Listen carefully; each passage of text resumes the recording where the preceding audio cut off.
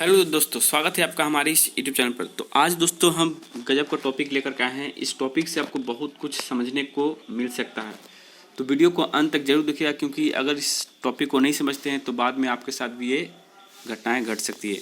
तो देखिए यहाँ पे दोस्तों एक सुप्रीम कोर्ट का ऑर्डर आया हुआ दोस्तों कि हाई कोर्ट का ऑर्डर है कि आरक्षित कोटे पर सामान्य अभ्यर्थी की बहाली गलत। ठीक है, तो पढ़ते हैं पूरा खबर और समझते हैं कि किस पद पर क्या निकली थी वैकेंसी और कब उसको हटाया गया। तो देखिए दोस्तों, यहाँ पे आपको देख सकते हैं, यहाँ पे लिखा हुआ है कि पटना हाई कोर्ट ने एक ऐतिहासिक फैसला दिया है। आरक्षित कोटे पर बहाल सामान्य अभ्यर्थी को नौकरी से हटाने के सेंट्रल एक्साइज विभाग के आदेश को सही करार दिया और न्यायमूर्ति शिवाजी पांडे और न्यायमूर्ति अंजनी कुमार शरण जो हैं उनके खंडपीठ में यह आदेश दिया गया है।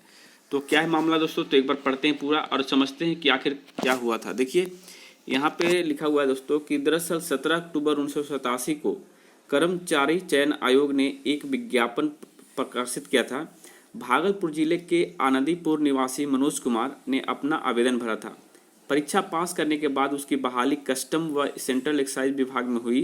पद पर बहाल होने के समय SC/ST का जाति प्रमाण पत्र नहीं जमा कर अपने आप को सामान्य श्रेणी का अभ्यर्थी घोषित किया। यानी कि दोस्तों SC/ST की वैकेंसी होगी और उसमें SC/ST को न बता करके उन्होंने अनरिजर्व कैटेगरी बताया। तो इसके बाद विभाग ने जांच कर उन्हें नौकरी से हटाने का आदेश जारी कर दिया और विभाग के आदेश को केंद्रीय प्रशासनिक न्याय अधिकारी यानी कि कैट पटना में चुनौती दी। कैट ने आवेदक के पक्ष में फैसला देकर फिर से जांच करने का आदेश दिया। विभाग ने जांच कर उन्हें फिर से हटा दिया। अब दोस्तों यहाँ पे आप समझिए थोड़ा सा कि देखिए वैकेंसी में अगर आपको आरक्षित कोटा का वैकेंसी हो, SC/ST का कोटा का वैकेंसी हो और अगर आपने सामान्य से भरा है और किसी तरह से आपकी नौकरी हो जाती है दोस्तों, तो आपको हटाया ही जाएगा। आज हटाए 10 साल बाद हटाए, कभी ना कभी एक बार जांच होती है और सही तरीके से जांच जो होती है दोस्तों, उसके बाद आपको निरस्त कर दिया जाता है आपके पोस्ट से। तो उसके बाद देखिए फिर क्या हुआ। अब तो एक तो लंबी उन्होंने जॉब कर ली थी, 1987 में उनको जॉब मिला था।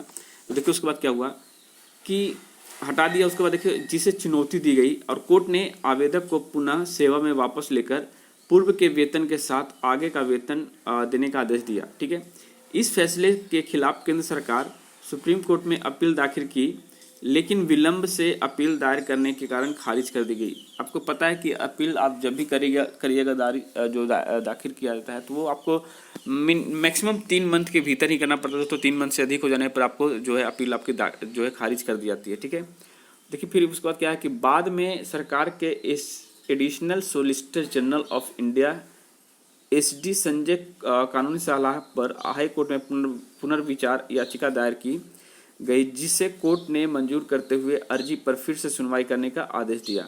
न्यायमूर्ति शिवाजी पांडे और न्यायमूर्ति अंजनी कुमार जो शरण थे, उनके खंडपीठ ने मामले पर विस्तार से सुनवाई की। आवेदक के वकील का कहना था कि आवेदक जो है दोस्तों, उन्होंने कभी आरक्षित श्रेणी के अभ्यर्थी के रूप में आवेदन नहीं किया, यानी कि वो कभी आपका जनरल कैटेगरी से वो वैकेंसी कभी भरा ही नहीं था। और वहीं केंद्र सरकार के वकील additional solicitor general SD Sanjay ने कोर्ट को बताया कि आवेदक आरक्षित वर्ग के रूप में आवेदन किया था। यानी कि देखिए दोस्तों मामला क्या है कि एक वकील कह रहा है कि वो आरक्षित वर्ग से ही वो बिलोंग करता है और SC/ST के हिसाब से वो फॉर्म भरा था, और दूसरा पक्ष कहता है कि नहीं, वो अनरिजर्व कैटेगरी से फॉर्म भरा था। ठीक है, तो आवेदक के पत्र के साथ भागलपुर के जिला कल्याण पदाधिकारी द्वारा जारी प्रमाण पत्र लगाया था और यहाँ तक कि परीक्षा शुल्क नहीं दिया था। ठीक है, तो उन्होंने आवेदक को कोर्ट के समक्ष पेश किया। कर्मचारी चयन आयोग की ओर से जवाबी हल्फनामा दायर कर कोर्ट को बताया गया कि सामान्य श्रेणी के अभ्यर्थी के लिए कट ऑफ मार्क 236 अंक था और आवेदक को 153 अंक मिले थे। उसका चयन SC/ST श्रेणी में हुआ था। देखिए दोस्तों, तो ऐसी यहाँ पे जो मामला हमको दिखाई दे रहा है दोस्तों, इससे यही एक सही समझ में आता है कि अगर आप SC/ST OBC BC MBC जो भी कैटेगरी में आप बिलोंग करते हैं दोस्तों, अगर आपने BC कैटेगरी में है, मान लीजिए आपने, और BC से फॉर्म भरा है, तो आपको BC का सर्टिफिकेट एकदम ज़रूरी है। अगर आप नहीं पेश करते हैं या फिर किसी कारण से आपकी नौकरी हो जाती है तो आपको आज नहीं तो कल हटा दिया जाएगा। एक बात तो तय हो गया दोस्तों। तो इस तरह के मामले भी होते हैं। देखिए कहाँ SC ST के वैकेंसी में ये जनरल कैटेगरी से फॉर्म भरा था और नौकरी भी कर रहा था, ठीक है। उसके बाद इसको निकाला गया, फिर याचिका दायर हुई, फिर इसको दोबारा निकाला गया, उसके बाद फिर लास्ट में इसको फिर से जो है इसको जॉब मिला दोस्तों।